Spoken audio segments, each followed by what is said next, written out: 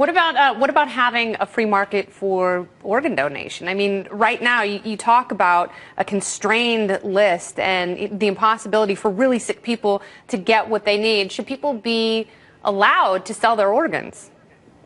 Yeah, absolutely. They should be able to. You know, I participated and sold some of my body in medical school, and I had an incentive and two incentives. I wanted to get $35 for a pint of blood, but I also thought I was doing somebody good. And generally speaking, the blood banks were filled. And bone marrow, now they're starting to allow people to pay for it. No, it should be done in the market. It should be done. Ethics can control this. There can be people, you can't take advantage of people, but there would be a lot of things, a lot of improvements can be done if families and individuals can make those decisions, and there could be even before death, people could sign permission for this. But I think it should be in the free market and not state regulated, because once you get the state involved, you have shortages. And now, then how are those organs distributed? Sometimes politically. You know, if you're on the inside, you might be able to get the liver transplant or the heart transplant and get moved up on the ladder, or you might have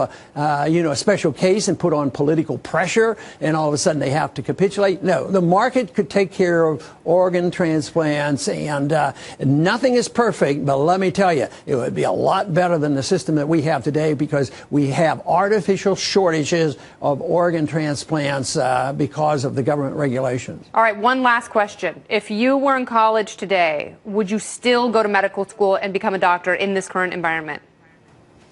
Yeah, I probably would, mainly because overall, you know, I had this incentive to do something in medicine. I have three of my kids are physicians. I never talked to them about going. I never pressured them to go, and never talked to them out of going. But I always thought they had the same motivation, a similar motivation to practice good medicine.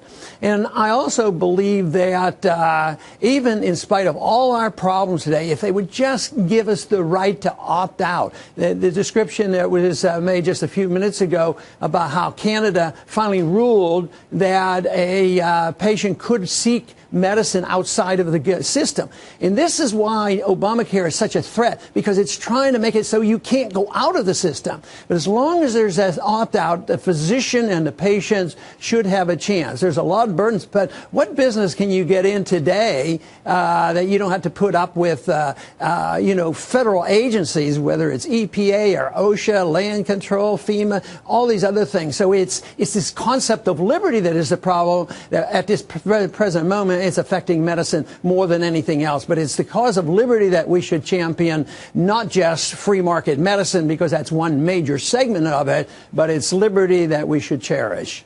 And we do, and we cherish having you on. You can see more of Dr. Ron Paul on the Ron Paul channel, ronpaulchannel.com. Thanks again.